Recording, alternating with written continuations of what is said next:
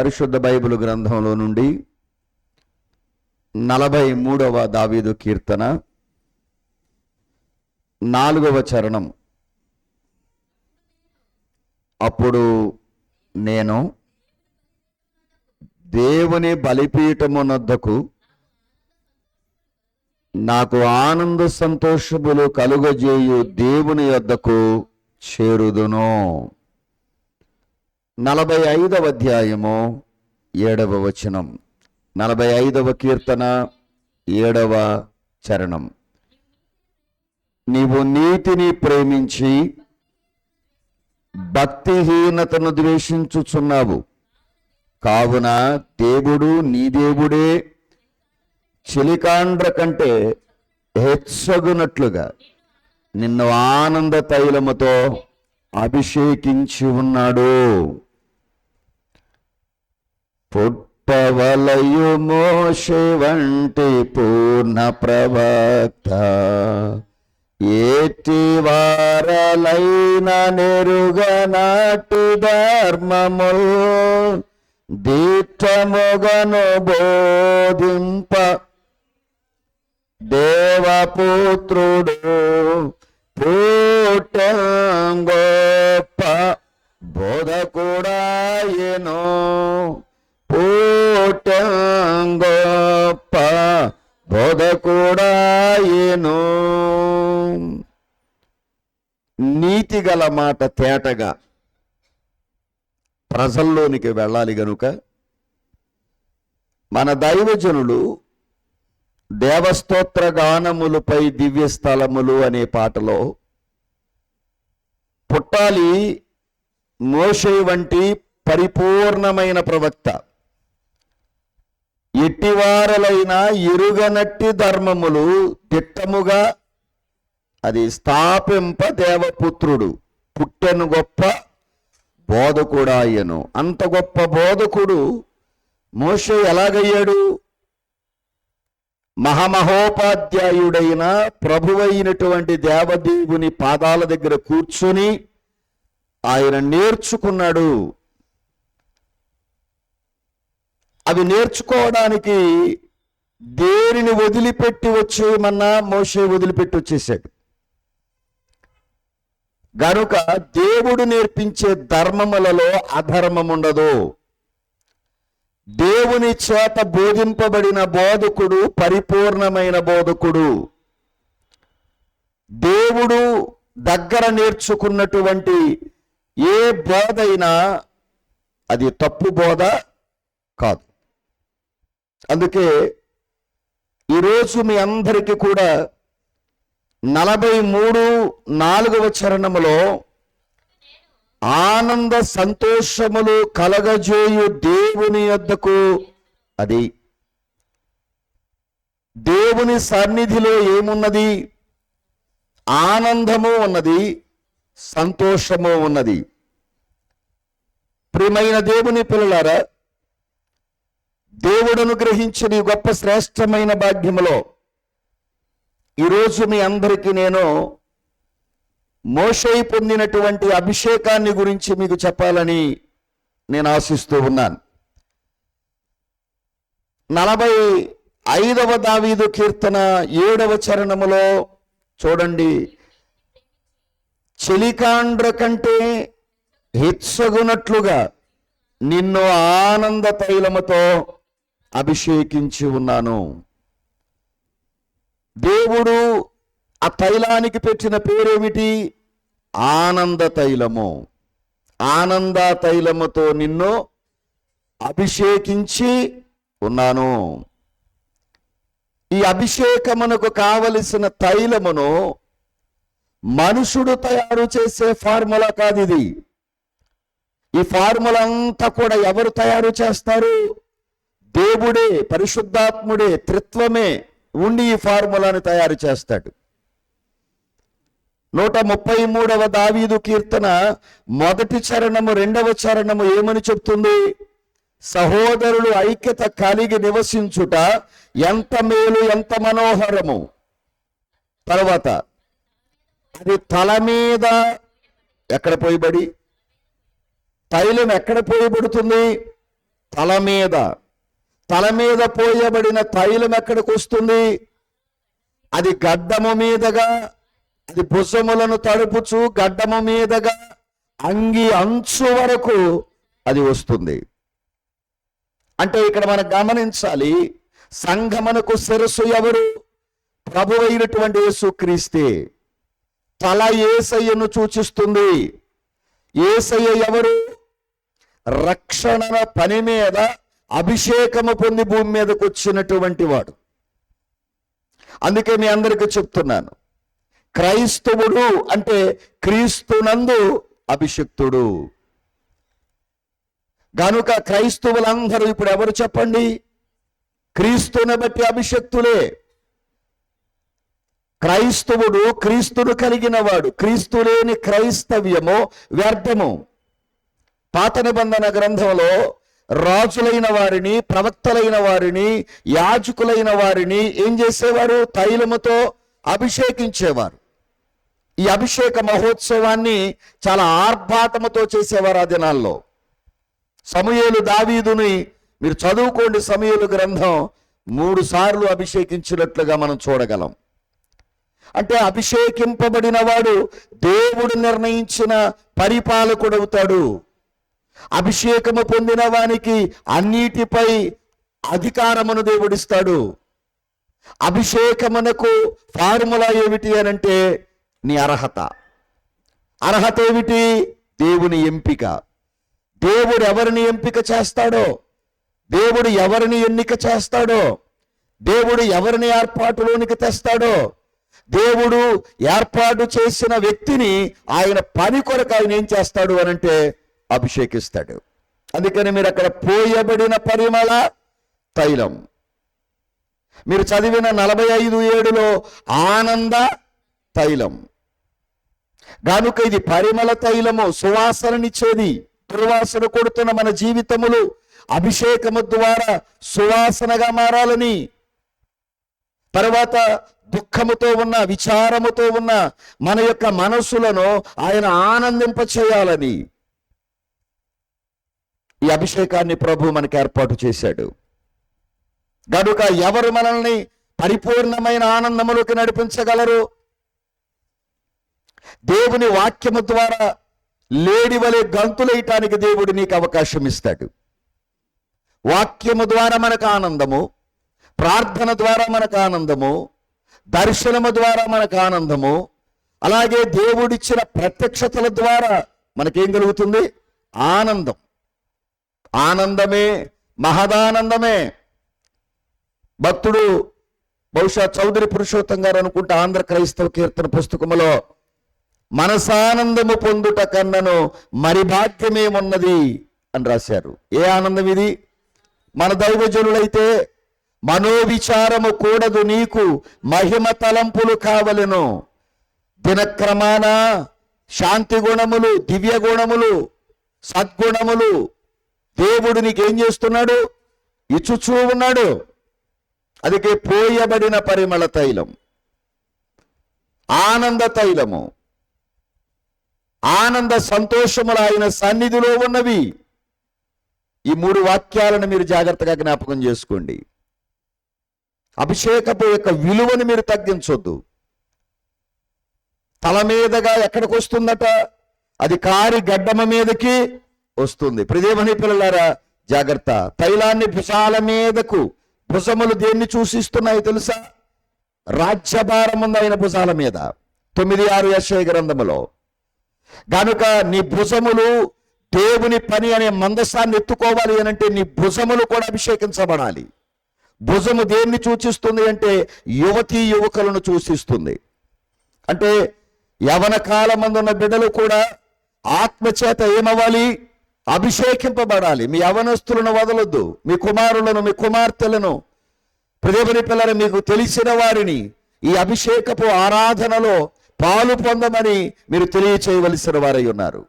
క్రీస్తును బట్టి మనందరము కూడా క్రైస్తవులమే. ఆనాడు యూదులు ప్రభువైన యేసు క్రీస్తుకు రక్తాభిషేకం చేశారు శిలువ మీద. కానీ ఆయన మనకు పరిమళ తైలముతో ఏం చేస్తున్నాడు? అభిషేకము చేస్తున్నాడు. అందుకే పాత నిబంధనలో మీరు రాజుల అభిషేకాలు చూస్తారు, ఏమండి, ప్రవక్తలు యాజకుల అభిషేకాలను కూడా మీరు చూస్తారు. కానీ రాజులకు రాజు, ప్రభువులకు ప్రభువు ఆయన అంటున్నాడు, సహోదరులు ఐక్యత కలిగి నివసించుట అది ఎంత మేలు, ఎంత మనోహరము, సువాసన గలది, అది పోయబడిన పరిమళ తైలముతో సమానము అంటున్నాడు. అభిషేకం అంటే ఏర్పరచుకొనుట, నియమించుకొనుట, ప్రత్యేకమైన వ్యక్తిని ఒక వ్యవస్థ కొరకు, దేవుని పరిచర్య సేవ కొరకు నియమించుట. ఇర్మియా గ్రంథం 1వ అధ్యాయం 5వ వచనములో తల్లి గర్భములో ఉండగానే ఆయన అనేక మంది ప్రజల కొరకు, జనాంగముల కొరకు ఆయన ప్రతిష్ఠించుకున్నాడు. ఆ ఇర్మియా గ్రంథం 1వ అధ్యాయం 5వ వచనము దైవజనుడు దేవదాసయ్య గారిని గురించినటువంటి ప్రవచనమని పెద్దలు చెప్పగా నేను విన్నాను. చదవండి ఆ వాక్యం.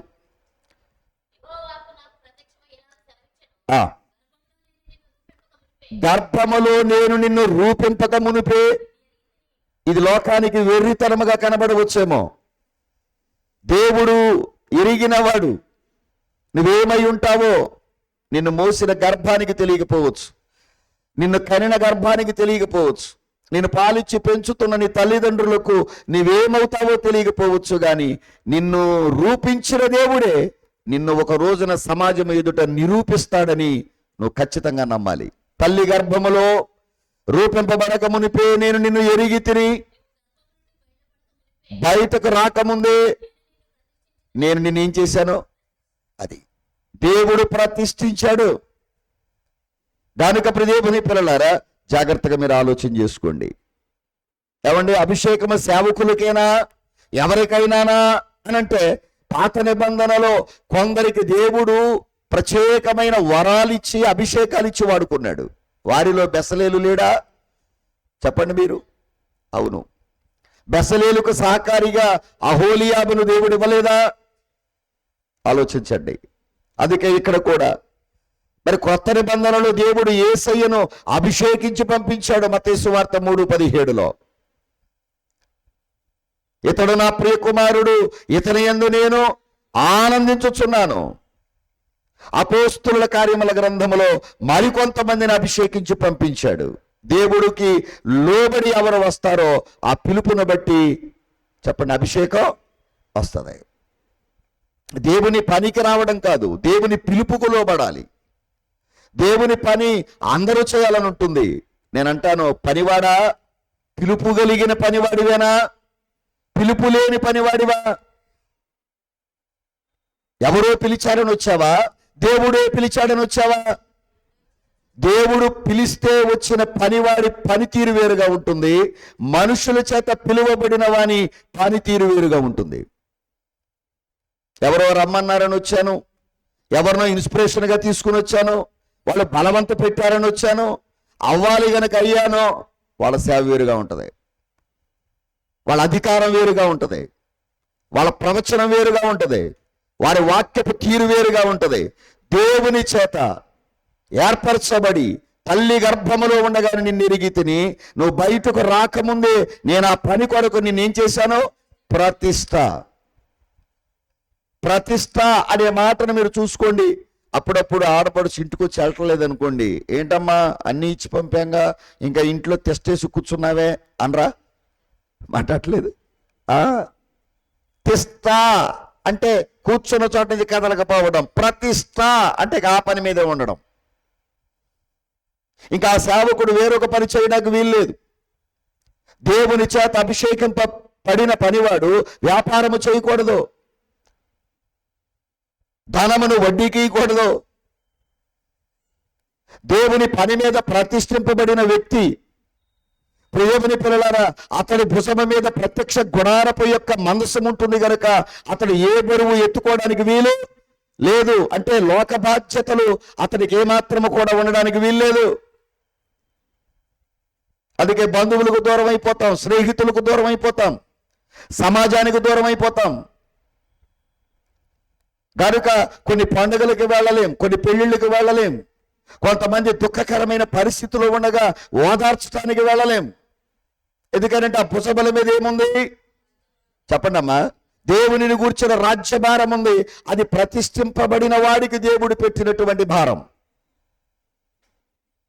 పలానా ఆయన అలా లేడుగా అంటే అతన్ని దేవుడు ప్రతిష్ఠించలేదేమో. అంటే మీకు ఇంకా ఇంకొక మాట మీకు చెప్పాలి ప్రియ దేవుని పిల్లలారా. ఎద్దు మీద కాడేస్తారు,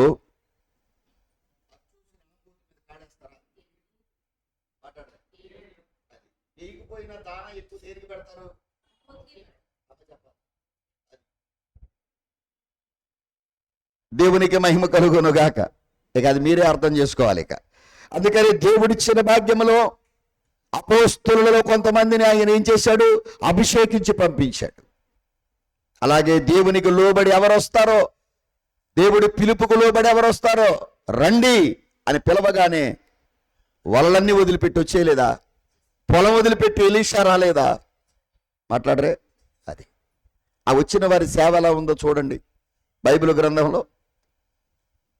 కనుక నీ చేతిలో ఉన్నది ఏమిటి? కర్రయ్యా, కింద పడై, త్వరగా వచ్చే, ఆస్తి ఐశ్వర్య భోగ భాగ్యాలన్నిటిని వదిలిపెట్టి వచ్చే మోషే. అలాగేనయ్యా, నీ కుటుంబాన్ని తీసుకుని అందరిని వదిలిపెట్టి లోపలికి వచ్చే నోవాహు. అందుకే నేను చెప్తున్నాను, గత వారాల్లో కూడా మీకు చెప్పాను, కాడి మోయని పాడి ఆవులు. మీకు అవకాశం దొరికితే వదులుకోకండి. నువ్వు దేవుని కాడి మోస్తున్నప్పుడు నువ్వు పాడి ఆవువే.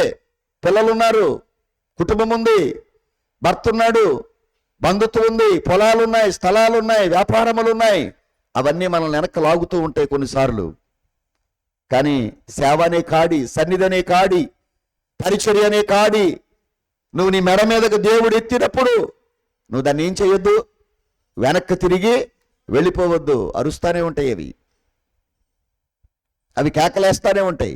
అందుకని మీ అందరికీ చెప్తున్నాను, ఒక వ్యక్తిని ప్రత్యేకించాలి అని అంటే సేవ కొరకు పరిశుద్ధాత్ముడు ఏం చేసేవాడు అంటే సంఘకాలములో వారిని అభిషేకించేవాడు.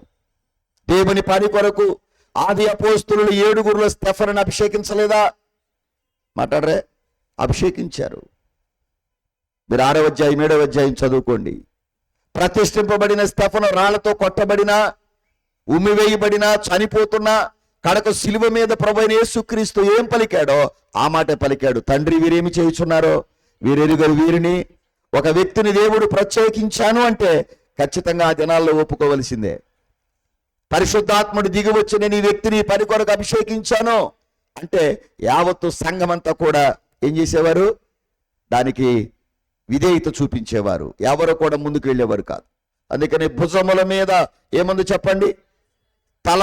యేసయ్యను సూచిస్తుంది నీ తల. యేసు ఎలా ఆలోచించేవాడో, యేసు ఎలాగూ ప్రేమిని పిల్లారా ఏమండి విధి విధానాలు కలిగి ఉన్నాడో, అందుకని నీ తలంపులు మారాలి.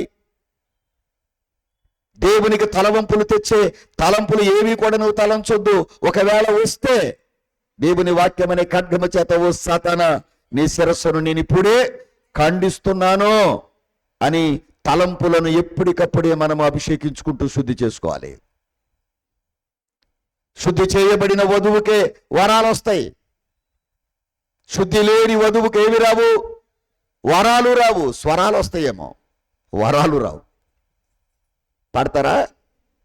శుద్ధి చేయుచు వధువును సిద్ధపరచు సన్నిధి వృద్ధిలో నడిపించును దిద్దునో సరి. అది ప్రియమైన పిల్లలారా, పెళ్లి కుమార్తె సంఘముగా సిద్ధపడాలనుకునేవారులారా, అంతకుముందే అంతటి అన్ని పనుల కోసం అభిషేకిస్తున్నాడు దేవుడు. అంగి అంచు వరకు. ఎక్కడి వరకు? అంగి అంచు అంటే ప్రియమైన పిల్లలారా, సంఘములో ఈ కొన మొదలుకొని ఆ కొన ఉన్న ప్రతి వ్యక్తిని కూడా ఆయన పనుల కొరకు ఆయన ఏం చేస్తున్నాడు? చిన్నవారం లేదు, పెద్దవారం లేదు, బీదవారం లేదు, బాప్తీసం పొందినవాడం లేదు, పొందనివాడం లేదు. ప్రియమైన పిల్లలారా, మేడ గదిలో ఉన్న 120 మంది మీదకి పరిశుద్ధాత్మ దిగి రాలేదా? అది ఏకాత్మ ఎప్పుడైతే సంఘంలోకి వస్తుందో, ఐక్యత ఎప్పుడైతే సంఘ సభ్యుల్లో ఉంటుందో, సహోదర ప్రేమ ఎప్పుడైతే విశ్వాసుల మధ్య ఉంటుందో, ప్రియమైన పిల్లలారా, ఆ సంఘాన్ని ఈదరి నుండి ఆ అంగి అంచు వరకు, అంటే తల మీద నుండి అంగి అంచు వరకు, అంటే చివరి వరకు సంఘములో ఉన్న ప్రతి వ్యక్తిని ఆయన అభిషేకిస్తున్నాడు. దేవుడు అంతకు ముందే అతన్ని అభిషేకించాడు, కానీ సంఘాన్ని గురించి ప్రియమైన పిల్లారా సాక్ష్యం ఇవ్వడానికి ఆయన అభిషేకిస్తున్నాడు. పరలోక చిత్తాన్ని నువ్వు నెరవేర్చడానికి భూమి మీద దేవుడు నిన్ను భౌతికంగా ఏం చేస్తున్నాడు? అభిషేకిస్తున్నాడు. అభిషేకింపబడిన వారికి సృష్టి లోబడింది, అభిషేకింపబడిన వారికి దయ్యాలు లోబడ్డాయి, అభిషేకింపబడినటువంటి వానికి ప్రియమైన పిల్లల సమస్తము కూడా లోబడింది. భౌతికంగా కనబడుతున్నది నేడే గాని ఆధ్యాత్మికంగా నిజ స్వరూపాన్ని మనం చూడగలం. యోహాను సువార్త 17వ అధ్యాయం, యోహాను సువార్త 17వ అధ్యాయం 18వ వచనాన్ని చూడండి. ఒక గొప్ప ప్రార్థన ఉంటుంది. నీవు నన్ను లోకమునకు పంపిన ప్రకారము, అది చూసారా, నీవు నన్ను లోకమునకు పంపావు. అభిషేకించి యేసయ్యను ఏం చేశాడు? ఆయన ఈ లోకానికి పంపాడు. అందుకే యేసయ్య మాట చెబితే దెయ్యములు వణికాయి, సముద్రములు లోబడ్డాయి, మరణము జీవముగా మార్చబడింది, రోగులు స్వస్థపడ్డారు. గారిక ప్రియ దేవుని పిల్లలారా, మహాప్రార్థన అధ్యాయం అన్నారు దీన్ని. యోహాను సువార్త 17వ అధ్యాయాన్ని మహాప్రార్థన అధ్యాయం అని పిలుస్తారు. అందుకని అక్కడ యేసయ్య అంటున్నాడు, నేను చదువుతా చూడండి. నీవు నన్ను లోకమునకు పంపిన ప్రకారము. ఎలా పంపాడు యేసయ్యని చెప్పండి. అప్పుడప్పుడు మనం కూడా ఈ ప్రకారం చెయ్యి అంటామా? అది ఈ ప్రకారము నన్ను ఎలా నా దేవుడు పంపాడో. ప్రియమైన పిల్లలారా, ఒక ప్రణాళిక పద్ధతి ప్రకారముగా ఆయన ఈ లోకానికి తన కుమారుణ్ణి పంపించాడు. అలాగే ఆయన అంటున్నాడు, నేనును వారిని లోకమునకు పంపితిని. కింద వారును సత్యమందు ప్రతిష్ఠ చేయబడినట్లు వారి కొరకై నిన్ను ప్రతిష్ఠ. అది అభిషేకము చేయబడడం అంటే ప్రతిష్ఠించడం. కేవలము తైలమే కాదు, దేవుని ఆత్మ నీ మీదకి దిగి రావడం. ఆ పని కొరకు నీవు ప్రతిష్ఠింపబడి ఉండడం. అందరూ చేస్తారు, నువ్వు చేస్తే ఆ పనికి దీవెనగా ఉంటుంది. నువ్వు పాడితే దేవుని పిల్లల ప్రజల గుండె కదులుద్ది. అందరూ ప్రార్థన చేస్తారు, నువ్వు ప్రార్థన చేస్తే కొంతమంది గుండె బాదుకుని కన్నీరు కార్చి వారు కఠిన హృదయాలను పగలగొట్టి ఏడుస్తారు. కారణం, అందరూ ప్రార్థన చేశారు కదండి, మరి నేను ప్రార్థన చేసినప్పుడే అనంటే ఆ పనికి దేవుడు నిన్ను ప్రత్యేకించుకున్నాడు, ప్రతిష్ఠ చేసుకున్నాడు. కనుక దేవుని యొక్క సన్నిధిలో మీ అందరికీ చెప్తున్నాను, అభిషేకము పంపబడుట. అభిషేకించి పంపాడు. అభిషేకం ఇచ్చి ఆయన ఏం ఇచ్చాడు తెలుసా? రక్షణ ఇచ్చాడు. తర్వాత వారికి ఒక సందేశాన్ని ఇచ్చాడు, వారికి శక్తినిచ్చి నింపి పంపాడు. దేవుడికి స్తోత్రం. మరలా చెప్పగలం లేదు ఈ వాక్యాన్ని, శ్రద్ధగా వినండి. యేసయ్య ఆ శిష్యులైన వారిని లోకానికి ఎలాగ పంపాడు? ఎలా పంపాడు? రక్షణ ఇచ్చాడు, తర్వాత శక్తినిచ్చాడు, తర్వాత వారికి కావలసిన రక్షణ సందేశాన్ని కూడా, సర్వలోకమునకు వెళ్ళండి, సర్వ సృష్టికి సువార్త ప్రకటించండి, ఓ ధైర్యం. మొన్నటి దినమందు, నిన్నగాక మొన్నటి దినమందు మీకు చెప్పాను మార్కు సువార్తలో, వారికి సహకారుడై ఉండి ఏమై ఉన్నాడు? మార్కు సువార్త 16వ అధ్యాయములో చివరి వచనాల్లో, ప్రియ దేవుని పిల్లలారా, వారి వాక్యమంతా ప్రకటిస్తున్నప్పుడు నేను వారికి సహకారి అయి ఉండి ఏం చేస్తున్నాను? ఆ వాక్యమును స్థిరపరిచాను. అందుకని నీ పనికి ఎవరు సహకారి? అందుకే సత్యమందు నేనేం చేశాడు? ఆయన ప్రతిష్ఠించాడు. సత్యమే మాట్లాడు, అసత్యాన్ని మాట్లాడొద్దు. నష్టపోవచ్చు, కష్టపడవచ్చు. కొన్నిసార్లు ప్రియదేవుని పిల్లలారా, నీ యొక్క తెలివి, నీ జ్ఞానము, ప్రియదేవుని పిల్లలారా, నీ సంపాదనను కొంతమంది దోచుకుని పోవచ్చు, కానీ సత్యమే. అందుకనే మనకు కూడా కాయిన మీద సత్యమేవా జయితే, ఎప్పటికైనా సరే సత్యమే జయిస్తుంది. పిలాతు అడిగాడు, సత్యం అంటే ఏమిటి అని అంటే, నీ ముందు నిలబడ్డాను, నేనే కదా సత్యం అంటే అన్నాడు. నేనే మార్గము, నేనే సత్యము. అబద్ధమాడు పెదవులు యెహోవాకు హేయమైతే సత్యము కలిగినటువంటి పెదాలు ఆయనకి ఇష్టం. సత్యముగా మాట్లాడినప్పుడు ఒంటరిగా మిగిలిపోవచ్చు, కన్నీరు కార్చవచ్చు, నీ ఇంటి వారికి నచ్చకపోవచ్చు, నేను అనేక మంది ఇబ్బందులు పెట్టవచ్చు. కానీ నువ్వు దేని యందు ప్రతిష్ఠ చేయబడ్డావు చెప్పాలి మీరు? సత్యమునందు ప్రతిష్ఠ చేయబడ్డావు. 19వ వచనములో, వారి కొరకై నన్ను ప్రతిష్ఠ చేసుకొనుచున్నాను.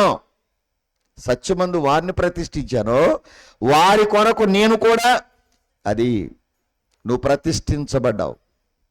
తనువు నాదిది గోగై కొనుమియో ప్రభువాని పనికి ప్రతిష్ఠింపుమి.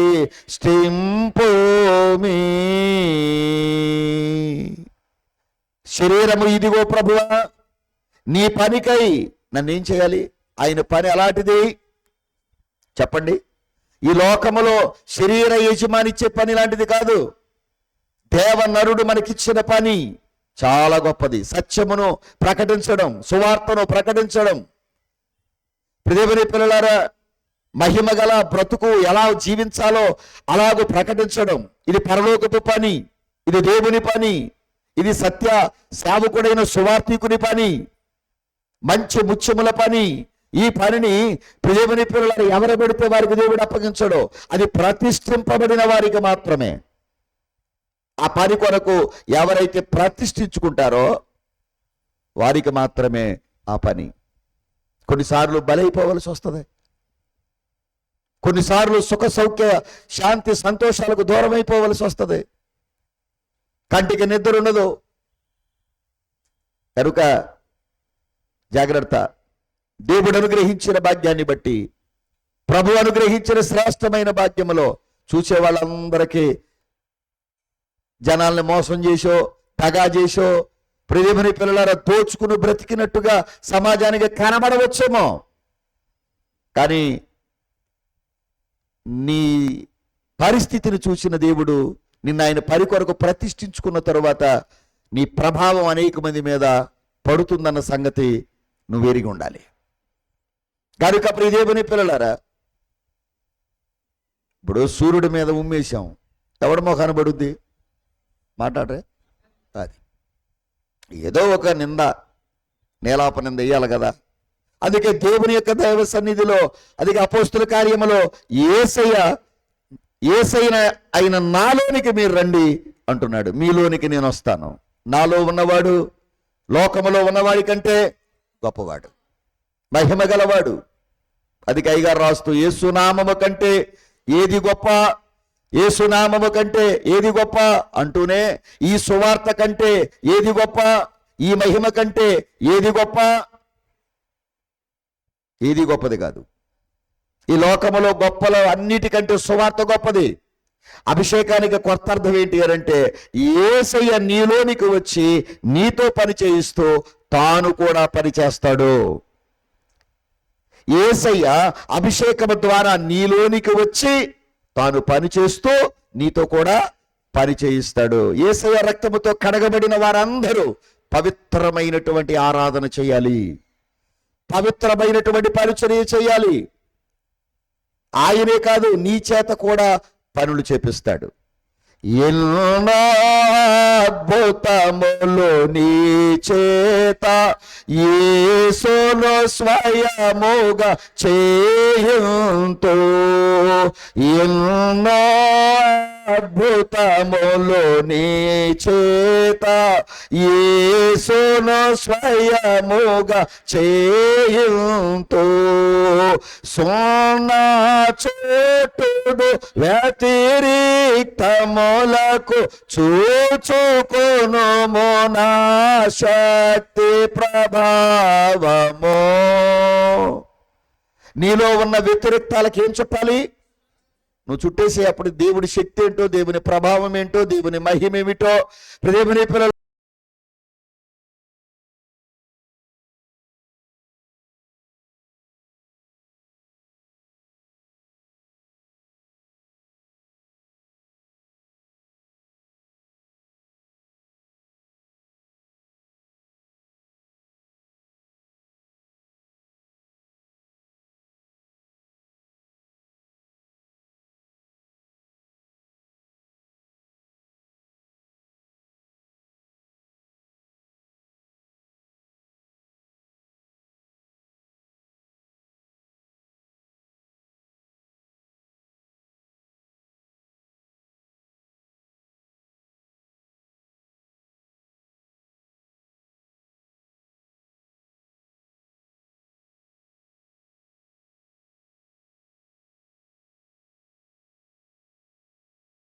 చేయించుకోవటానికి వెళ్ళబోతున్నాను. అయ్యగారు ప్రార్థన చేసేటప్పుడు నీ ఆశీర్వాదం నా మీదకు పంపయ్యా అని నువ్వు దేవుణ్ణి స్తుతించుకుంటా లైన్లో రావాలి. ముందోడిని దోసేసి వెనకోడిని దోసేసి ఆ పక్కోడిని నెట్టేసి ముందున్నోడి మీద గుర్రం చూసి,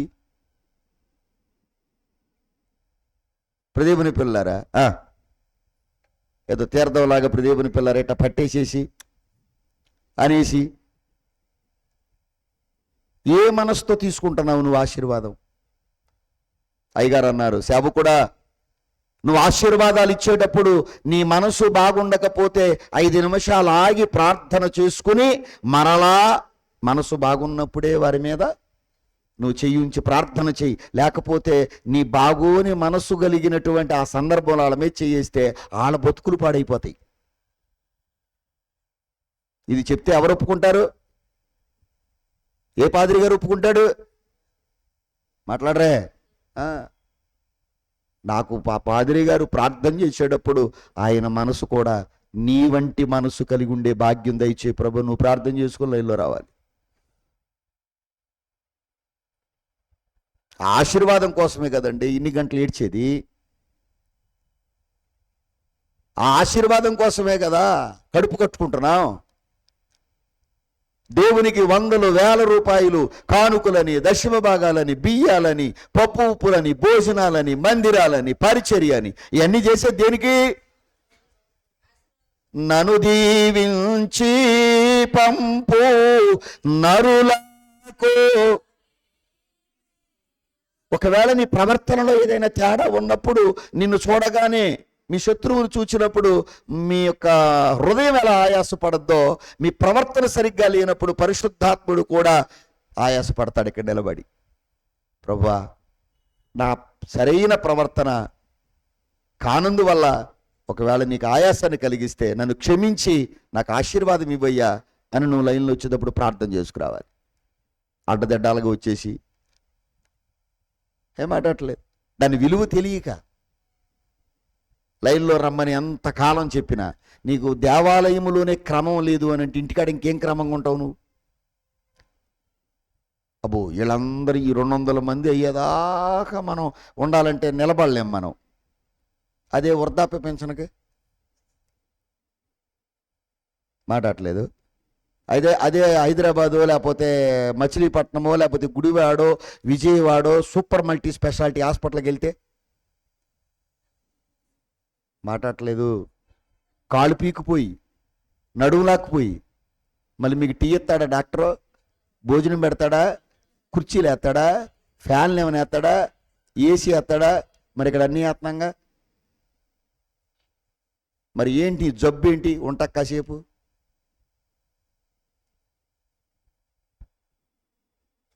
అని అడగాలని ఉంది. అడగగలమండి? అడగలేం. కనుక దేవుని సన్నిధిలో యేసయ్య నీలోనికి వచ్చి నీతో ఆయన పని చేయించుకుంటాడు. ఆ అనుభవం నీకు కలిగి ఉండాలి. మరియమ్మలోనికి వచ్చి మరియమ్మ ద్వారా ఆయన భూమి మీదకి వచ్చి చేయించుకోవలసిన పనులన్నీ మాట్లాడలే. అదే అందుకనే పరిశుద్ధాత్మ చేత గర్భవతి అయిన మరియమ్మ, పరిశుద్ధాత్మ చేత నింపబడినటువంటి రాబోయే బాప్తిసమిచ్చు యోహాను తల్లి దగ్గరికి వెళ్ళినప్పుడు గర్భంలో ఉన్న శిశువు ఏం చేసిందట? అది పరిశుద్ధాత్మ పొందిన వాళ్ళు కలుసుకుంటే పరిశుద్ధాత్మ గొంతులేస్తుంది. ఓ పాపి ఓ పరిశుద్ధాత్మ కలుసుకుంది అనుకోండి, మాట్లాడలేదు. ఓ భక్తిపరుడు ఓ భక్తిహీనుడు కలిశారనుకోండి, మాట్లాడలేదు. ఇప్పుడు దురదగుంటావు చెట్టు దగ్గరికి వెళ్ళి నువ్వు కూర్చుని ఒళ్ళంతా దురద అయిందంటే తప్పెవరదే? మాట్లాడరే? మరి అది గనుక దేవుని సన్నిధిలో యేసయ్య మనలోనికి రావాలనుకుంటున్నాడు. అందుకని ఆయన శిష్యులైన వారిని ఊరకే పంపలా, శక్తినిచ్చి పంపాడు, రక్షణిచ్చి పంపాడు, సందేశాన్ని ఇచ్చి కూడా పంపాడు. రోగుల మీద మీరు చేతులు ఉంచండి అన్నాడు. నా నామమున దెయ్యములను మీరు వెళ్ళగొడతారు అన్నాడు. అపోస్తల కార్యముల 1వ అధ్యాయం పై నుండి శక్తి వచ్చే వరకు మీరు బయటికి సువార్త ప్రకటనకి వెళ్ళొద్దు, ఈ యేసు ఏ రీతిగా వెళ్ళాడో తిరిగి ఆ రీతిగానే వచ్చుట మరలా మీరు చూస్తారు అన్నాడు. అంతే, అలా ఆరోహణమై వెళ్ళాడు. పరిశుద్ధాత్ముడు ఎలా 2వ అధ్యాయంలో మేడగదిలోనికి దిగొచ్చాడు. అప్పటి వరకు ఉన్న పేతురు లేచి నిలబడి వాక్యం చెబితే వేల మంది హృదయాలు మారాయి. దేవునికి స్తోత్రం. అది చాలాసార్లు చెప్పాడు పేతురు గారు అలాంటి మాటలు. కానీ అభిషేకింపబడిన వాని మాటల్లో శక్తి ఉంటుంది, అభిషేకింపబడిన వాని యొక్క పనిలో శక్తి ఉంటుంది. అది పాడవదు, నీ వస్తువు పాడవదు, నీ వస్త్రం పాడవదు, నీ శరీరాన్ని పాడుగానివ్వడు, నీ సంపాదనని పాడుగానివ్వడు. నా బాల్యకాలంలో మా తల్లిగారు గేదెల దగ్గర నుండి, దూడల దగ్గర నుండి, ఇంటి గుమ్మాల దగ్గర నుండి, మంచం కోళ్ళ దగ్గర నుండి అన్నిటికీ సిలువేసేది. నూనె చేసి ఒకటి తీసుకొని, లేకపోతే ఇంట్లో ఎవరైతే ఉన్నారో అమ్మా నాకు కుదరట్లేదు నువ్వు వెళ్ళి వేసుకురా అనేది. ఈ రోజున క్రైస్తవుడా నీకు అలవాటు ఉందా? మీ పిల్లలకు అలాంటి అలవాట్లు ఏమైనా చేశారా? ఏం లేదు. కనుక దేవుని యొక్క దైవ సన్నిధిలో చాలా విస్తారమైన పాఠం త్వరగా ముందుకు వెళదాం. ఈ రోజు మోషే గురించినటువంటి కొన్ని విషయాలు, ఆ మహాదైవజనుడు గురించి కొన్ని విషయాలు మీకు చెప్తాను. 3వ అధ్యాయం 7వ వచనములో నిర్గమకాండములో ఇలా రాయబడి ఉంది. మరియు యెహోవా ఇట్లనెను, నేను ఐగుప్తులోనున్న నా ప్రజల బాధను నిశ్చయముగా చూచితిని. పనులలో తమను కష్టపెట్టు వారిని బట్టి వారు పెట్టిన మొరను వింటిని. వారి దుఃఖములు నాకు తెలిసే ఉన్నవి. ప్రియమైన పిల్లలారా, దేవుడు 3వ అధ్యాయములో ఎవరిని పిలుచుకుంటున్నాడు? మోషేని పిలుచుకుంటున్నాడు. ప్రియమైన పిల్లలారా, మీరు జాగ్రత్తగా మీరు ఆలోచన చేయండి. చూడండి, అక్కడ వ్రాయబడినటువంటి 3వ అధ్యాయం 1వ వచనములో, మిద్యాను యాజకుడని ఇత్రోను తన మామ మందను మేపూచు దేవుని పర్వతమైన హోరేబుకు వచ్చెను.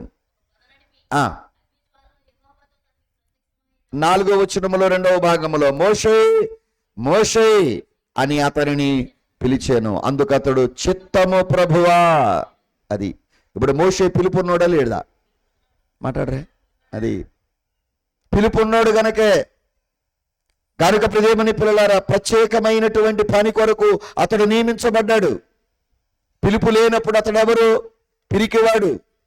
త్వరగా చెప్పేస్తాను, తర్వాత యూట్యూబ్లో ఉంటుంది, మీరు వినండి. అతడు పిరికివాడు, అతడు పారిపోయినవాడు, హత్యానేరం మోపబడినవాడు, 40 సంవత్సరములు బిక్కుబిక్కుమంటూ బతికినవాడు, సొంత పేరు అడ్రస్సు చెప్పుకోలేనివాడు, దయాదాక్షిణ్యాల మీద బ్రతికినవాడు, గొర్రెల కాచుకునేవాడు, అకస్మాత్తుగా రాజులను సవాలు చేసేవాడయ్యాడు.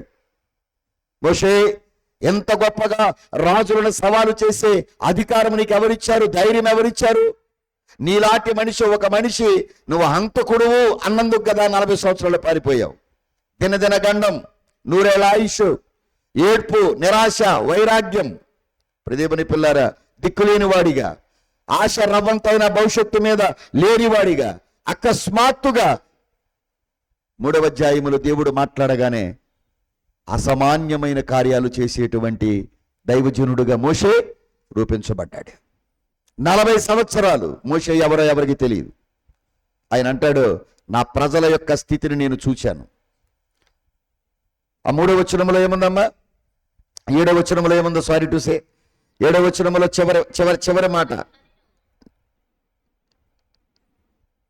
చివరి మాట కొంచెం విని చదవండి, బాగుంటుంది. అర్థమైందమ్మా? చివరి మాట, పనులలో తమను కష్టపెట్టు వారిని బట్టి వారు పెట్టిన మొరను వింటిని, వారి దుఃఖములు నాకు అది. నా బాధను, నా ప్రజల బాధను నిశ్చయముగా చూచాను. పనిలో వారిని కష్టపెడుతున్న దానిని బట్టి వారు పెట్టిన మొర కూడా నేను. ఇప్పుడు దేవుడు చూచేవాడు, దేవుడు వినేవాడు. ప్రియమైన పిల్లారా, దేవునికి నీ కష్టం, నీ బాధ, నీ కన్నీరు తెలుసు ఈ వచనాన్ని బట్టి. అయితే మరి విడిపించడానికి ఒక వ్యక్తి కావాలి కదా, ఆ వ్యక్తికి శక్తి కావాలి కదా. అందుకే దేవుడు ఒక వ్యక్తిని ఏర్పాటు చేశాడు, ఆయన పేరు మోషే. ఆ వ్యక్తికి దేవుడు కొన్ని శక్తులు ఇచ్చాడు. దేవుడికి స్తోత్రం. ఆ శక్తులు ఇవ్వడానికే ఆయన్ని పిలిచాడు. 4వ వచనం చివరి భాగములో, ప్రియమైన పిల్లారా, దానిని చూచుటకు అతడు ఆ తట్టు వచ్చుట యెహోవా చూచెను. నువ్వు ఎటు నుంచి ఎటు నడుస్తున్నావో, ఎలా నడుస్తున్నావో ఎవరు చూస్తారు? ఆయన చూచుచున్నాడు. ఆ వింత చూద్దామని వచ్చిన మోషేకి దేవుడు వింతలు చూపించాడు. ఇంకా చెప్పాలంటే మోషేయునే ఒక వింతగా తయారు చేశాడు. ఇంకా చెప్పాలంటే ఫరో ఎదుట మోషే ఏం చేశాడు? వింతలు చేశాడు. గనుక నీ చింతలన్నీ పక్కన పెట్టు, దేవుని వైపుకు నడిచిరా, ఆయన వాక్యం వైపు నడు, అడుగులు వేయి, నీ యొక్క చింతలన్నిటిని వింతలుగా మారుస్తాడు. దేవుడికి మహిమ కలుగునుగాక. అందుకే ఈ వాక్య గ్రంథంలో నా ప్రజలు ఇనుప కొలిమిలో ఉన్నారు, నా ప్రజలు ఐగుప్తిలో ఉన్నారు, నా ప్రజల బానిసత్వంలో ఉన్నారు, ఐగుప్తికి పద అని దేవుడు మోషేని పంపించాడు. ఎప్పుడైతే ప్రియమైన పిల్లలారా మోషే దర్శనం కలిగి ఉన్నాడు, పిలుపు కలిగి ఉన్నాడు, పిలుపు దర్శనము కలిగిన మోషేని బంధింపబడిన శ్రమల మధ్యకు పంపించాడు, జనుల దగ్గరికి పంపించాడు. అవునా కాదా? అది వెళ్ళినటువంటి మోషే ఖాళీగా కూర్చోలా. అదిగా ఇనుప కొలిమిలో ఉన్నారు నా ప్రజలు, ఐగుప్తికి వెళ్ళు అని దేవుడు కనబడి మాట్లాడాడు. కనబడి మాట్లాడిన ఆ యొక్క స్వరమని విన్నటువంటి మోషే కేవలము దేవుడి వాగ్దానాన్ని, దేవుడి దర్శనాన్ని, దేవుడి ప్రత్యక్షతను పట్టుకున్నాడు. కాడి కింద నలిగిపోతున్న ఆ ప్రజలున్న చోటికి వచ్చాడు. కానీ ముందుగానే చెప్పాడు, మోషే నువ్వు వెళుతూగానే ప్రజల్నేమి పంపేడు. 430 సంవత్సరాలు వారి చేత వెట్టి చాకిరి చేయించుకున్న ఫరో అక్కడ ఉన్నాడు. నువ్వు వెళ్ళి పంపించేయి, మా దేవుడు చెప్పాడు అనగానే ఏం పంపడాడు? పంపుతాడా? అది సాతానుగాడు ఊరికి వదిలేస్తాడండి మనల్ని అంత తేలిగ్గా. మాట్లాడలేదు, వదలడు. బాల్యము నుండి దేవుని పిల్లలారా మన నైజం చెడ్డదే, మన గుణాలు చెడ్డవి, మన బుద్ధులు చెడ్డవి. ఆడ త్వరగా ఎలడాడు అమ్మా. ఇప్పుడు చేపల కూర వండారు మీరు, వండితే చేతికి నీసు అయ్యింది. మరి నీసు అవగానే మంచి సబ్బెట్టి కడుక్కున్నారు, వాసన చూశారు, నీసు పోయింది. మరి చేపల కూర తిన్నావుగా, పేగుల కంటే నీసు ఎక్కడికి పోయిద్ది? అది అట్లాగే చేసిన పాపపు తాలూకా నీసు వాసన అలాగే ఉంటదే. అది అప్పుడప్పుడు ఆ నీసు వాసన కెలకేస్తుంది మనల్ని. ఆ మనిషిని చూసినప్పుడు, ఆ మనిషి పేరు ఎత్తినప్పుడు, ఆ ప్రాంతానికి వెళ్ళినప్పుడు, ఆ ప్రదేశానికి వెళ్ళినప్పుడు మాట్లాడరే. ఇప్పుడు మీ చిన్నప్పుడు మీరు ఎవరు జాంకాయ చెట్టుతో కాయ కోసారండి, ఇప్పుడు ఆ ఊరు వెళ్ళారు, మీరు ఆ రోడ్డు మీద వెళ్తున్నారు, వాళ్ళ దగ్గర అక్కడికి వెళ్ళగానే చిన్నప్పుడు నేను అది అది అర్థమైంది ఇప్పుడు బాగా. దేవుడికి స్తోత్రం. అది కనుక దేవుని పిల్లలరా, అక్కడికి వెళ్ళగానే నీకు అడ్డుపడే రాజు ఉంటాడు. వాడు సామాన్యుడు కాదు, చాలా బలమైనోడు. అతనికి ఒక అల్టిమేటం ఇవ్వాలి, లోపడకపోతే అద్భుతాలు చేయాలి, సూచక్రియలు చేయాలి. ఇటు పక్కనున్న నీ ఇశ్రాయేలు ప్రజలనేమో బలపరచాలి, అటు పక్కనున్న ఐగుప్తీయులనేమో బెదిరించాలి. మొత్తానికి కనాను దేశానికి ప్రజలను విడిపించి నడిపించి తీసుకుని వెళ్ళాలి. అది ఒకళ్ళని బెదిరించాలి, ఒకళ్ళని బలపరచాలి, మరొకళ్ళని స్థిరపరచాలి, కొంతమందిని నడిపించాలి, వాగ్దాన దేశానికి చేర్చాలి. ఇప్పుడు మోషే అభిషక్తుడుగా ఉన్నాడు కనుక ఇన్ని పనులు ఉన్నాయి ఆయనకి. అందుకనే ఈ పని, ఇంత పని ఎవరితో చేయిస్తున్నాడు చెప్పండమ్మా? మోషే గారితో. మోషే గారు ఎవరు అంటే గురి లేనోడు, గమ్యము లేనోడు, భవిష్యత్తు లేనోడు, ఇష్టము లేని పనిని 40 సంవత్సరాలు కష్టంగా చేసినోడు. ఏ రోజుకైనా సరే ఈ దేశంలో నుంచి నేను వెళ్ళిపోవాలి, ఎంతకాలం ఇక్కడ ఉండాలి, పరాయి వారి చేతి కింద నేను ఎంతకాలం పనిచేయాలి, ఎంతకాలం ఈ కాడి కింద బానిస బ్రతుకులు నేను నలిగిపోవాలి, దేవా నీ చిత్తం నాకు లేదా, నీ ప్రణాళిక నాకు లేదా, నా జీవితం ఇంతేనా, నన్ను జ్ఞాపకం చేసుకోవా, నన్ను వాడుకోవా. ఒక సామాన్యమైనటువంటి ఒంటిని వాడుకున్నావు, గాడిద ప్రక్కటెముకను వాడుకున్నావు, దావీదు చేతిలో చిన్న గులకరాయిని వాడుకున్నావు. ఏం మాట్లాడరే? అవునా? చేపను వాడుకున్నావు, నన్ను వాడుకోవా? నాకు ఒక బ్రేక్ రాదా? ఇక నా బ్రతికి ఇక్కడే ఆగిపోవాలా? నీ అభిషేకం నాకు రాదా? సమయం ఇంకా నాకు రాదా? నీవు ఎక్కడ ఉన్నా మోషే దేవుడు దేవుడుగా ఉండి నిన్ను పిలుస్తున్నాడు. దేవుడికే మహిమ కలుగునుగాక. ప్రజలు ఇంకా ఐగుప్తీయులుగా ఉన్నారు, ఫరో దాస్యపు కాడి కింద ఉన్నారు. కానీ ఇప్పుడు నేనంటాను, మోషే ఐగుప్తులో ఉన్న ప్రజలను విడిపించాలంటే మోషే దేన్ని విడిచిపెట్టాలి చెప్పండి అమ్మా? మిద్యాను ప్రాంతాన్ని మరి విడవగలవా? మిద్యాన్ని ఆయన పని కొరకు ప్రతిష్ఠింపబడితే మిద్యానులో మోషేకి ఏముంది? కుటుంబం ఉంది. చెప్పండి, పశువులు ఉన్నాయి. అది భార్యని పిల్లలను వదిలిపెట్టమని చెప్పలేదు, కానీ ఆ మిగతావన్నీ వదిలిపెట్టి రా. మరి దేవుని పనికి ప్రతిష్ఠింపబడిన వారైతే మీరేం చేయాలి చెప్పండి అమ్మా? విదిలించుకుని కదిలి రావాలి. ఎక్కడికి? దేవుని పరిచర్యకి. దేవాలయానికి అందరూ వస్తారు. నువ్వు నా ప్రసంగం తప్పించబాక. దేవాలయానికి నువ్వు వచ్చేది ఏంది? భోజనాలు అడిగితే ఊళ్ళో అందరూ వస్తారు. దేవుడికి మహిమ కలుగును గాక. ఇక తేరగా దొరికింది దేవాలయం ఒకటే. ఎందుకంటే కరెంట్ బిల్లు కూడా కట్టంగా మనం ఫ్యాన్లు వేసుకుని కూర్చేసుకుని మళ్ళీ వెళ్ళేటప్పుడు లైట్లు కూడా తీయం, వెళ్ళిపోతాం. మళ్ళీ పాస్టర్ గారు ఎత్తుకోవాలని ఓ నెల కరెంట్ బిల్లు కడితే దేవాలయానికి కూడా రాడు ఎవడును.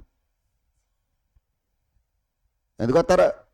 ఇప్పుడు ఆవిడ వల్ల ఈ ప్రసంగం చేయాల్సి వచ్చింది. మళ్ళీ నేను గంపలో పెట్టిన దాగుతలేదని చూస్తున్నాడు ఆయన వెంకయ్య. నోటొక్కరం గంజి మూట. ఇక్కడే ఎట్టా ఉందంటే ఇంటికాడ ఎట్టా ఉంటుందో. పాపం ఆయనే సహించి పాపం సగం అయిపోయాడు. దేవుడికి మహిమ కలుగును గాక. గనుక దేవుని సన్నిధిలో దేవుడు నీకు నాకు ఇచ్చినటువంటి కొన్ని విషయాలను నేను ఏమి వదిలిపెట్టి రావాలి ఇప్పుడు? అమ్మా, అబ్రహాం ఏం వదిలేశాడు? ఉన్న ఊరిని, ఆస్తిపాస్తుల్ని. రైట్, ఓకే, మంచిది. అలాగే నోవాహు, చెప్పండి అమ్మా, ఆ ప్రజలందరినీ. Right, okay. హానోకు, నాతో రా హానోకు అని అంటే ఇంటిలో ఉన్న సమస్తమును వదిలిపెట్టి వచ్చేసాడు. దావీదు, ఇంటి దగ్గర ఒక ఆయన వచ్చి నిన్నే అడుగుతున్నాడు అంటే ఆ గొర్రెలను వదిలిపెట్టేసి కొత్త నిబంధనకు వస్తే మంద కాపరులు యేసును చూడటానికి దేవదూత చెప్పగానే ఆ పొలంలో మందను వదిలిపెట్టేసి ఎక్కడికి వచ్చేసారు చెప్పండి అమ్మా? శిష్యులైన వారు ఏం వదిలిపెట్టేశారు? వాళ్ళని వదిలిపెట్టేశారు. మరి నువ్వు? మోషే మిద్యానును వదిలేడు. మిద్యానులో ఉన్న గొర్రె మందలను వదిలేశాడు. ఇంకా ఏ వదిలేడో చెప్పనా? అదే 3వ అధ్యాయం నిర్గమాకాండానికి వస్తే కాళ్ళకున్న చెప్పులు విడువు అన్నాడు. కాళ్ళకున్న చెప్పులు ఏం చేశాడు? అందుకే చెప్తున్నాను, వదలగలవా మిద్యానుని? వదలగలవా నీ పాత చెప్పుడు జీవితాన్ని? వదిలేసిరా. ఇప్పటి వరకు చేస్తున్న పనిని మనవగలవా? ఇంతవరకు బ్రతికించిన వారితో సహా ముందడుగు వేయగలవా? దేవుని పిలుపు కొరకు అగ్ని వైపు నడవగలవా? దేవుని పిల్లల పచ్చని పైరును కాదని ఉన్న చెప్పులను, వేసుకున్న చెప్పులను వదిలి సుఖ సౌఖ్య భోగ భాగ్యాలను వదిలిపెట్టి దేవుని పిల్లల అగ్ని వైపు రాగలవా? ఆ మందను వదిలేశాడు. దేవుని పిల్లల ఆ గొర్రెలన్నిటిని వదిలేశాడు. ఆ మండుచున్న పొద దగ్గరకు వస్తున్నాడు. అక్కడికి రాగానే ఆ పొదలో నుండి ఒక స్వరం, నీ చెప్పులు విడు, ఇది పరిశుద్ధ స్థలం. మిద్యాను వదిలాడు. దేవుడు పర్వతం దగ్గరికి వచ్చాడు. దేవుడు పర్వతం దగ్గరికి వచ్చిన తర్వాత మందను వదిలాడు. మందను వదిలిన తర్వాత ఆ వింత చూద్దామని అక్కడికి వస్తే అక్కడికి వచ్చిన తర్వాత దహించు అగ్ని ఉన్న దేవుడు అంటున్నాడు, నీ చెప్పులు విడు. ఇన్ని విడిస్తే గాని ఇంతమంది జనాంగాన్ని నడిపించడానికి మోషే నాయకుడు అవలా. కొన్నిసార్లు ఎన్నో వదిలివేయాల్సి వస్తుంది. జాగ్రత్తగా వినండి ప్రియదేవుని పిల్లలారా. నీ జనాంగమ మధ్యన ఒక మోషేని చేస్తాడు దేవుడు. విడవలసిన వాటిని విడవాలి, పట్టుకోవలసిన దాన్ని గట్టిగా. అప్పుడు దేవుడు నీ జనాంగం మధ్యలో, అప్పుడు నీ చేతికి కూడా ఒక కర్ర ఇస్తాడు, వాడుకో. అయ్యా, ఆ ఇచ్చిన కర్రను ఎలా వాడాలి? ఆయన చెప్పినట్టు వాడితే ఏం జరుగుద్ది? అద్భుతాలు జరుగుతాయి. ఆ కర్ర ఎలాంటిది? సామాన్యమైన కర్రే. ఒక రోజున అది మందను కాసింది, ఒక రోజున తప్పిపోయిన గొర్రెను దారిలో పెట్టింది, ఒక రోజున గొర్రెకి ఆకలైతే అందని మేతను అందించింది. అది దేవుని పిల్లరా గొర్రెలు కాచిన కర్ర, మేపిన కర్ర, నడిపిన కర్ర, దారిలో పెట్టిన కర్ర. కానీ ఇప్పుడు ఆ కర్రతోనే సముద్రాలు పాయలయ్యాయి. ఇప్పుడు ఆ కర్రతోనే బండ పగిలి మధురమైన నీళ్ళిచ్చాయి. ఇప్పుడు ఆ కర్రతో ఆజ్ఞాపిస్తేనే పగలు మేఘస్తంభముగా, రాత్రి దీపస్తంభముగా, నీడ వెలుగు వచ్చాయి. ఏకాండములో ప్రకాండముగా దేవుని పిల్లల దేవుడు మోషేని తన పని కొరకు అభిషేకించుకున్నాడు. మోషే మీద ఉన్న అభిషేకం ఒకరి ఇద్దరి మీద ఉన్న అభిషేకం కాదది. మోషేతో పాటు కొండ ఎక్కిన 70 మందికి మోషే మీద ఉన్న అభిషేకం వెళ్ళింది. అవునా కాదా? అంటే మోషే మహిమ ప్రకాశత ఎంత గొప్పదో మీరందరూ కూడా అర్థం చేసుకోండి. నువ్వు నిలబడితే లక్షల మందికి దేవుని పిల్లల మేలు జరుగుద్ది. నువ్వు నిలబడితే వేల మందికి మేలు జరుగుద్ది. అందుకే ఆనంద తైలముతో నీవు నన్ను గనుక దేవుని పిల్లరా, ఆవేశంతో కాదండి, ఆత్మతో మీ అందరికీ మాటలు చెప్తున్నాను. కనుక జాగ్రత్త. గురి లేనివాడు, దర్శనం లేనివాడు, ప్రత్యక్షత లేనివాడు ఒక రాత్రికి రాత్రి లైమ్ లైట్ లోకి వచ్చేసాడు. మోషే ఎవరో తెలియదు ఐగుప్తు దేశానికి. ఇప్పటి వరకు ఏం చేసావు మోషే? అక్కడ గొర్రెలు కాసుకుంటున్నా దేశంలో. ఇప్పటి వరకు సిప్పోరా భర్త, ఇప్పటి వరకు ఇత్రో అల్లుడు అన్నారు. ఈ రోజు నుంచి అడ్రస్ వచ్చింది. అభిషేకం మనకు అర్హతనిచ్చి మనల్ని అడ్రస్లోకి తెస్తుంది, మనల్ని అడ్రస్ చేస్తుంది. నీకు గుర్తింపు వస్తుంది సమాజంలో. ఈ రోజున నీ బంధువుల్లో నువ్వు నిలబడితే, నీవు వెళ్ళగానే దేవుని పిల్లలు ఒక 7-8 మంది 10 మంది నీ చుట్టూ చేరారు అంటే దాని అర్థం ఒక రోజున నిన్ను చూసి ప్రక్కకి వెళ్ళిపోయిన వాళ్ళు ఇప్పుడు నిన్ను చూసుకుంటూ వస్తున్నారు అంటే కారణం నీలో ఏదో ప్రత్యేకత దేవుడు అక్కడ ఏర్పాటు చేశాడు. నిన్ను ఈ తరపు మోసేలాగా చేయాలనుకుంటున్నాడు. నీ చేతిలో ఉన్న వాగ్దానం చిన్నదిగా అనిపిస్తుందా నీకు? దేవుడు నీకు ఇచ్చిన దర్శనం ఎన్నికలేనిదిగా అనిపిస్తుందా? వాడుకుంటే వరము వృద్ధవుద్ది అన్నారు అయ్యగారు. వాడగా వాడిందే వరం అయిపోద్ది అన్నారు. పాడగా ఏమైపోద్ది? సింగరం అయిపోతావు. అది కనుక దేవుని యొక్క దైవ సన్నిధిలో ఇంకా చెప్పాలి అనంటే దేవుని పిల్లలారా, గురి దర్శనము కలిగి దేవుని స్వరవిని మాట్లాడుతున్నాడు. ఇప్పుడు చివరికి మోషే ఎలాగైపోయాడు తెలుసా? మోషేతో మాట్లాడినట్టు నేను ముఖాముఖిగా అయ్యగారు దానికి రాస్తూ అన్నారు, మోషే వేసిన గుడారమును నీ వేసేదవా? మోషేతో మాట్లాడినట్టు నేను నీతోనో. అది గూఢార్థములతో మాట్లాడలేదట. మోషేతో ఫేస్ టు ఫేస్ మాట్లాడాడు. అంతరంగంలో ఉన్న విషయాలన్నీ చెప్పాడు. ఒక గురి లేనివాడు, ఒక గమ్యము లేని వాడికి ఇప్పుడు ఒక నాయకుడు. సముద్రాలని చీల్చాడా? బండల్ని పగలగొట్టాడా? దేవుని పిల్లలారా చెప్పండి, ఎన్ని కార్యాలు చేశాడండి. ఆకాశము నుంచి మన్నాని కురిపించాడా? ఇన్ని అద్భుత కార్యాలు ఆ 3వ అధ్యాయం 4వ వచనాన్ని బట్టే కదా. మోషే అనగానే చిత్తము ప్రభువా వెంటనే లోబడ్డాడు. వదిలిపెట్టొచ్చేయి. అందుకని నేను అంటాను, నింగిని చీల్చేవాడు, నింగిని దింపేవాడు, నేలను చీల్చేవాడు, బండను పగలగొట్టేవాడు లేపబడాలి. ఓ సంఘాన్ని కట్టుకుని ఆ సంఘంలో బ్రతికేద్దామని వచ్చిన సందాతో దశంభాగాలతో ఆ గుప్పిడి బియ్యంతో అనుకునేవాడు కాదు. ప్రసంగాలు చేసుకుని డబ్బులు సంపాదించుకుందామని అనుకునేవాడు కాదు. రాజుల అధికారులు కనపడగానే వాళ్ళ దగ్గరికి వెళ్ళి చేతులు నలుపుకుంటాడు గుమ్మాల దగ్గర. దేవుని పిల్లల భిక్షాందేహి అనేవాడు కాదు. దేవుడికి కావలసింది భయపడద్దు. పిలిచిన దేవుడు పోషిస్తాడు, పిలిచిన వాడు పనిస్తాడు, పిలిచిన వాడు నీ అర్హత చూచే పిలిచాడు, నీకు ఆధిక్యతను ఆయన ఇస్తాడు, నీకు అభిషేకాన్ని ఆయన ఇస్తాడు, ఖచ్చితంగా నేను వాడుకుంటాడు. పిరికి వాళ్ళకి ఎందుకు మాట్లాడుతున్నావు? నీ చేత అద్భుతములు చేయించడానికి ఆయనే ఒక అద్భుతకరుడుగా ఈ లోకానికి దిగొచ్చాడు. ఈ అధికారి ఇస్తాడా, ఆ అధికారి ఇస్తాడా, వీడి పైకి తెస్తాడా? ఎవడోదాడు సర్వాధికారి ఎవరో చెప్పండి మీరు. అది కానీ అధికారులకు ఎదురు తిరగమన్నాడా దేవుడు? లోబడి ఉండుడే అన్నాడు. లోబడు, ఆశించొద్దు. దేన్ని ఆశించొద్దు? దేవుని పిల్లలారా, రవ్వంత కూడా ఆశించొద్దు. కానీ దేవుడి దగ్గర మాత్రం పర్వతాలంతా ఆశించు. అందుకే మీ అందరికీ చెప్తున్నా, మోషే ఏమన్నా ఊడిపడ్డా? దేవుని పిల్లారు ఎలా చెప్తా విను. లేదు ఊడిపడలేదు, కానీ బాధపడ్డాడు. చీకటిలో దేవుని పిల్లర కుక్కబడ్డాడు. నీకంటే ఎక్కువగా 3 నెలలు చీకటిలో దేవుని పిల్లర వాళ్ళ అమ్మ దాచిందా ఇన్ని నీళ్ళల్లో పారవేయబడ్డాడు. పేరస్సులోకి చేర్చబడ్డాడు. అబద్ధాల పేరుతో బ్రతకబడ్డాడు. ఇష్టము లేని విద్యల్లో నేర్పబడ్డాడు. లేని పోని స్థలాల్లో పెంచబడ్డాడు. సత్యమును నేర్చుకున్నాడు. తన ప్రజల మట్టి జీవితాన్ని చూసి రగిలిపోయాడు. మరి నీ సంగతి ఏంటి? నీ సంఘంలో ఎందరో ఉన్నారు ఇలాంటి వాళ్ళు. పేదలున్నారు, దరిద్రులున్నారు, రుణస్తులున్నారు, రోగస్తులున్నారు. ఒక్కడన్న మాటగా తరమబడ్డాడుగా, నేరస్తుడిగా, హంతకుడిగా ముద్ర వేయబడ్డాడుగా, పారిపోయి ఉపకారం చేయబడ్డాడుగా. మాట్లాడరే, మీరు అన్ని చదివేశారు కదా, 38 అధ్యాయాలకు వచ్చేశారు, అందుకని మొత్తం చెప్పేస్తున్నాను. అందుకే ప్రియదేవుని పిల్లలారా, పరాయి ఇంటిలో చేర్చుకోబడ్డాడు, కానీ మిత్రులను సంపాదించుకున్నాడు.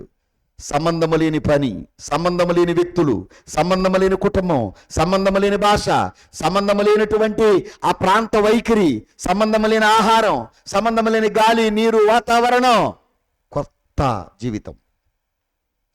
ఒక్కసారి ప్యాలెస్లో నుంచి ప్రదీపని పిల్లలు అడవికి వెళ్ళిపోయాడు. జీవితం ఎలా ఉంటుంది? ఎలా ఉంటుంది? అష్టైశ్వర్య భోగభాగ్యాలతో తొలదిగుతున్న యోబుకి ఒక్క 2 రోజుల రాత్రుల్లో మొత్తం తేలిపోయింది. ఎలా ఉంటుంది? మాట్లాడరే. అది ప్రదీపని పిల్లరా, ఈ తరం మోషే అవ్వాలి అని అంటే ఖచ్చితంగా నేను చెప్తున్నాను, బాధలు పడాలా, తరమబడాలా,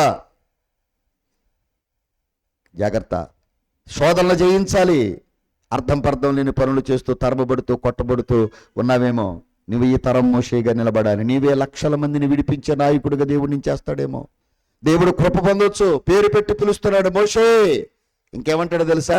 మోషే వంటివాడు ఎవడో లేడు కాదు, మోషే నా వంటివాడు అనలేదు, మోషే లాంటి వాడను నేను అని చెప్పుకున్నాడు యేసయ్య. ఆమేన్. అది మోషే లాంటి వాడను నేను అన్నాడు.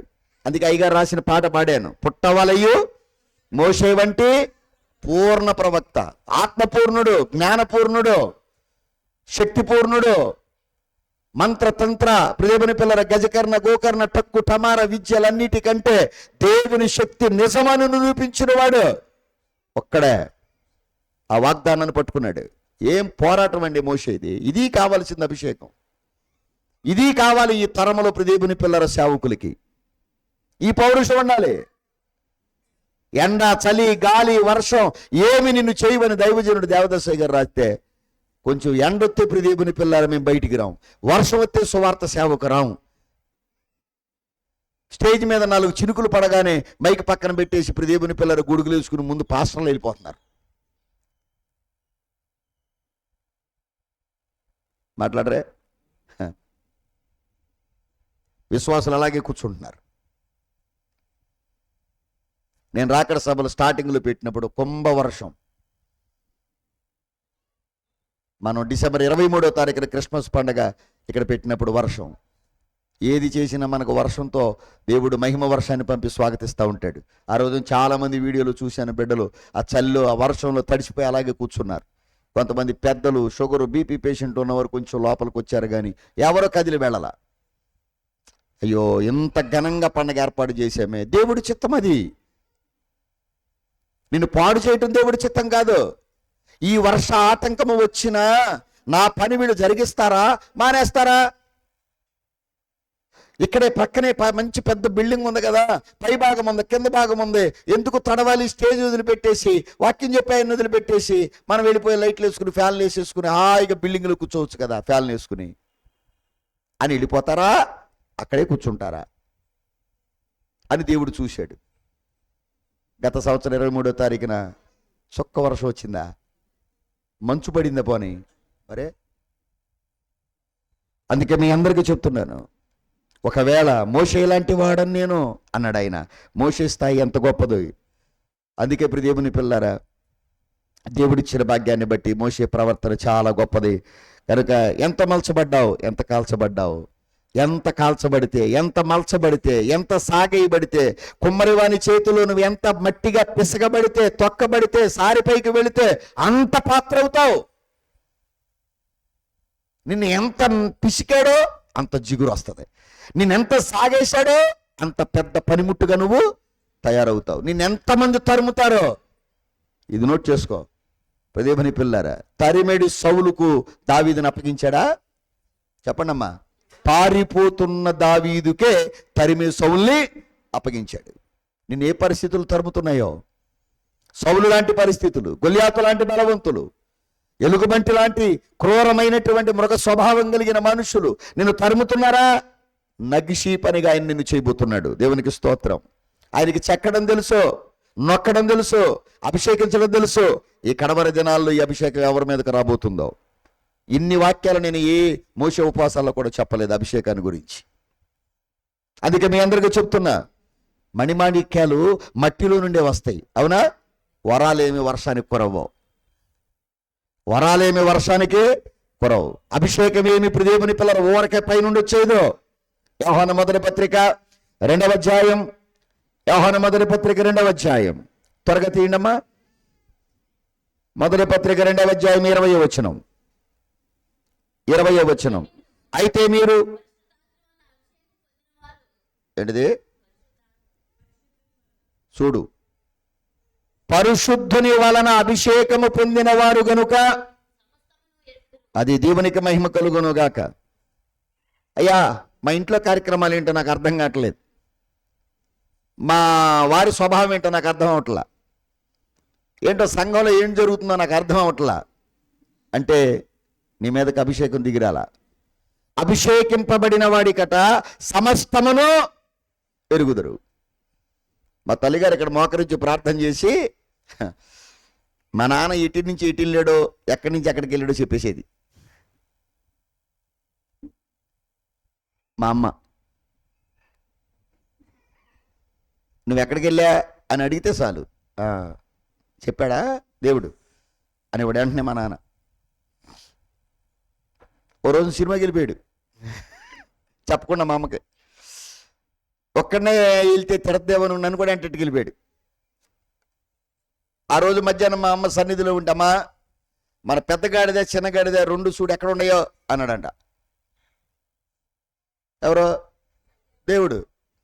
అది మీ ఆయన వెనకాల ఇవాళ రూట్ మ్యాప్, గూగుల్ మ్యాప్, అదేదో అంటున్నారు, ఇంకోటి ఏంటిది అది, ఇంకోటి ఏదో వచ్చిందంటగా లైవ్ లొకేషను అమ్మా, జీపీఎఫ్ ఏదో వచ్చిందిగా, జీపీఎస్, అది పెట్టేస్తే మన బండి ఎక్కడుందో అట్లాగే ఇప్పుడు ఫోన్లో ఏదో ఆప్షన్లు పెట్టుకుంటే మన ఫోన్ ఎవడు కొట్టేసినది ఎక్కడుందో తెలిసిపోద్దంట.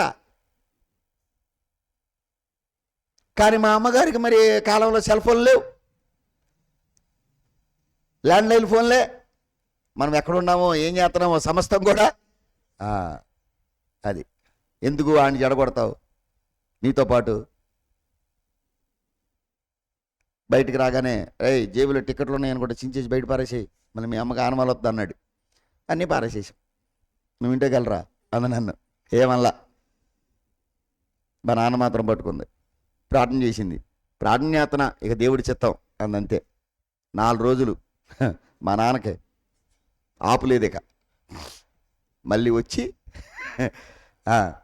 వచ్చి ప్రార్థన చేయి, ఇంకెప్పుడు ఆ పని చేయను, తప్పు అయిపోయిందిలే, ఏదో పాతనాటి కాలపు హీరో సినిమా అని అప్పుడు చూసిన దాని మీద వెళ్ళానులే అని చెప్పిన తర్వాత, అవునా నేను నీకు ఆరోగ్యం పాడైపోవాలని చేయలేదయ్యా అంది. ఏవో నువ్వు చేసావో చేయలేదులో కానీ మరి నాకు పరిస్థితి అట్ట బాగాలేదు, నువ్వు చెయ్యి చేసాడు కటే ఇంకంతే. అందుకే చెప్తున్నా, భక్తి పరుల జోలికి వెళ్ళొద్దు. అది దేవుడికి స్తోత్రం. అది ఇంకో ఉదాహరణ చెప్తా మీకు, చాలాసార్లు చెప్పానేమో మరలా చెప్తాను.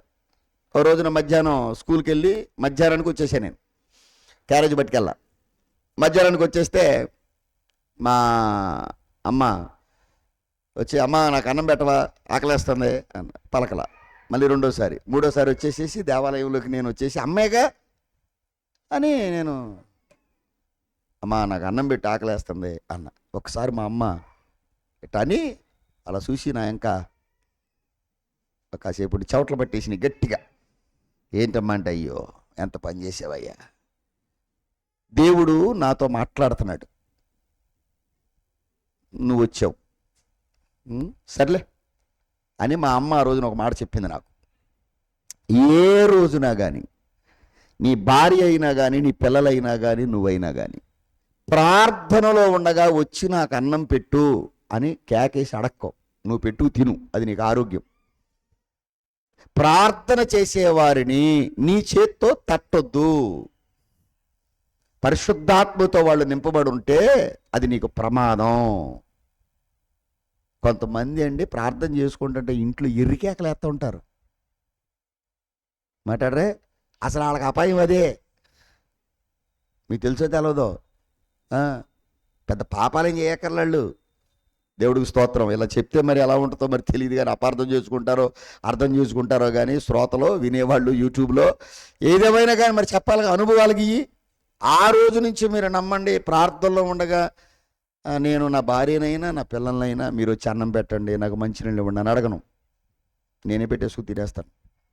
నాకు ఫస్ట్ నుంచి అటు అలవాటైపోయింది. ఇక అందుకని నీ భర్త అయినా నీ భార్య అయినా నీ పిల్లలైనా నీకు అధికారం ఉందండి. నీ భార్య మీద నేను కాదంటలా, నీ భర్త మీద నీకు కూడా సర్వ హక్కులు ఉన్నాయమ్మా, తప్పేం లేదు. పిల్లలను దండించగలిగినటువంటి హక్కు నీకుందో తల్లిదండ్రులుగా. కానీ వాళ్ళు ఎక్కడున్నారు? ప్రభు సన్నిధిలో, సహవాసములో, ప్రార్థనలో, విజ్ఞాపనలో ప్రభు వారితో మాట్లాడుతున్నాడు. నువ్వు పిలిచే వేళ ప్రభు దిగొచ్చే వేళ ఒకటే అయితే నువ్వేం చెడగొట్టావు? మాట్లాడరే. అది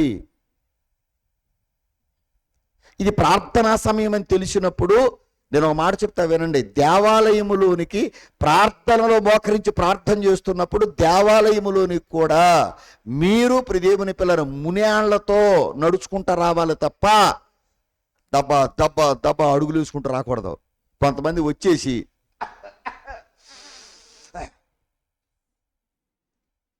అయ్యగారు వందనాలు మన్నత ఏంటి నీ పులికేకలు ఏంట్రా, ఏం జరుగుతుంది అక్కడ? ఇవన్నీ దేవుని ఆత్మ లేనుడికి అర్థం అవదో. అంటే శబ్దం చేస్తేనే ఇది చదవనా నేను?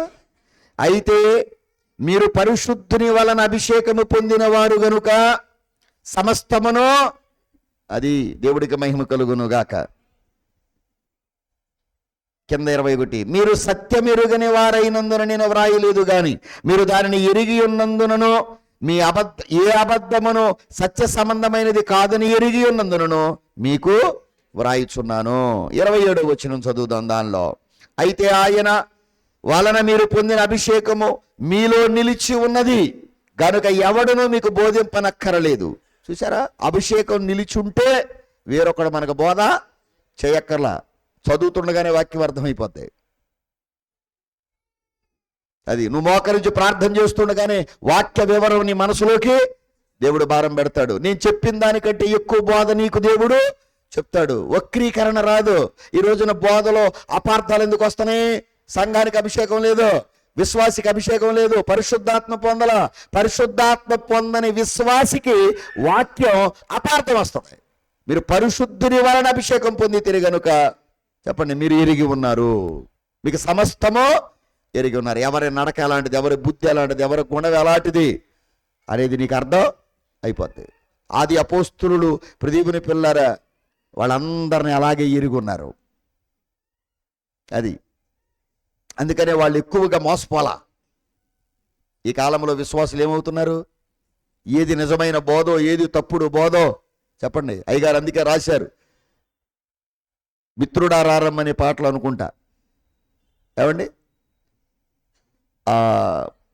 అమ్మ, దేనిలో నిజమో సంతోషం, అది దేనిలో నిజమో తెలియకున్నది దీనికి విరుగుడు దైవ ప్రార్థన కాన దేవుని సన్నిధి యందు దేవునికి మహిమ కలుగును గాక. అది ఇవాళ ఏ మతం నిజం, ఏ మిషన్ నిజం, ఏ వాక్యం నిజం, ఏ సేవకుడు నిజం, ఏ సంఘం నిజం, ఏ బోధ నిజం, విశ్వాసులకి తల తిరిగిపోతుంది. ఇవాళ ఎవరి దగ్గరికి వెళ్తే వాడు నాది నిజం నాది నిజం అంటున్నాడు. మాట్లాడరే, నిజమో యజమో తర్వాత సంగతే. మనం పరిశుద్ధాత్మను పొందితే ఖచ్చితంగా దేవుడు కార్యం చేస్తాడు. నీకు అర్థమైపోద్ది. అయితే ఆయన వలన మీరు పొందిన అభిషేకము మీలో నిలుచుచున్నది గనుక ఎవడును మీకు ఆయన ఇచ్చిన అభిషేకము సత్యమే గాని అబద్ధమో కాదు. అది అన్నిటిని గురించి మీకు బోధించుచున్న ప్రకారముగాను ఆయన మీకు బోధించిన ప్రకారముగాను ఆయనలో మీరు అభిషేకం మీలో నిలుచుంటే ఆయన మీలో నిలుచుంటాడు. మొదటి 2వ లైన్లోనేమో అభిషేకము మీలో నిలుచుండాలన్నాడు. చివరి లైన్లోకి వచ్చేసరికి ఏమన్నాడు? నేను మీలో నిలిచి ఉన్నాను. 6వ వచనానికి వద్దాం. అక్కడే ప్రియమైన పిల్లరా, నేనే చదువుతాను, జాగ్రత్తగా వినండి. యోహాను మొదటి పత్రిక 2వ అధ్యాయం 6వ వచనం. ఆయన యందు నిలిచి ఉన్నవాడనని చెప్పుకునేవాడు ఆయన ఎలాగూ నడుచుకొనినో అలాగే తాను నడుచుకొనబద్ధుడై ఉన్నాడు. మనం ఆయన ఎందున్నామని దీని వలన తెలుసుకొనుచున్నాము. దేవుడికి మహిమ కలుగును గాక. అందుకనే భ్రమలుండవు, అబద్ధాలుండవు, ఆవేశాలుండవు, అరుపులు కాదు. సత్యము నిన్ను పిలుస్తుంది. సత్యమై ఉన్న దేవుడు నిన్ను పిలుస్తున్నాడు. రాగలవా మిథ్యాన్ని వదిలి? రాగలవా నీ పాత రోత జీవితం అనే చెప్పులు వదిలి? రాగలవా నీ కలిగి ఉన్న లోకములో ఉన్న లాభకరమైనవి నష్టంగా ఎంచుకుని? రాగలవా? ఒక పౌల్లాగా చేస్తాడు నిన్ను.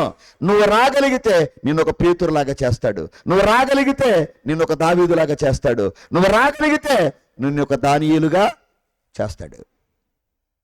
వచ్చిన వారిని మనం అనడం కాదు, నువ్వురా. వస్తే నిన్నేం చేస్తాడు? రాజుల ఎదుట నిలబెడతాడు, అధికారుల ఎదుట నిలబెడతాడు, తీర్పరిగా చేస్తాడు. చిన్న కర్ర, పెద్ద అద్భుతాలు. ఇంటిలో అందరికంటే చిన్నోడు, కానీ దేవుని పిల్లల పేరు ప్రఖ్యాతుల్లో ఇంట్లో అందరికంటే గొప్పోడు.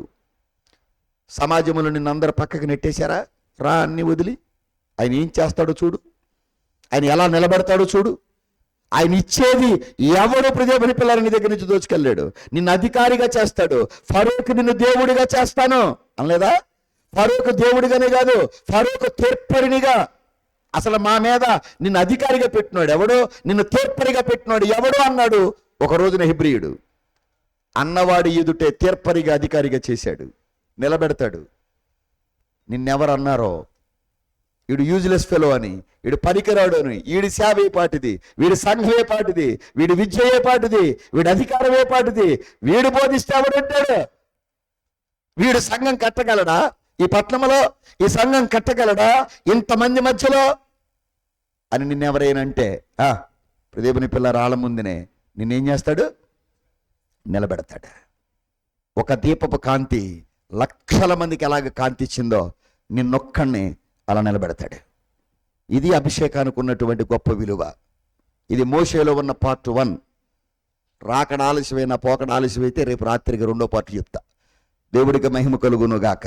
కనుక ఇది మరలా ఇంటికి వెళ్ళిన తర్వాత జాగ్రత్తగా దేవుని పిల్లరా రీకలెక్ట్ చేసుకోండి. విన్న మాటలన్నీ చాలా స్పీడ్గా చెప్పాను. లేదు అనుకుంటే రేపు ఆదివారం మరలా దేవుని పిల్లలారా, బహుశా మరి మా వాళ్ళు యూట్యూబ్కి ఎప్పుడు వదులుతారో తెలియదు కనుక మళ్ళీ ఇంకొకసారి పెట్టుకుని వినండి. దేవుడికే మహిమ కలుగును గాక. ఈ కొద్ది మాటలను దేవుడు భద్రపరిచి దీవించును గాక. మోకరించండి.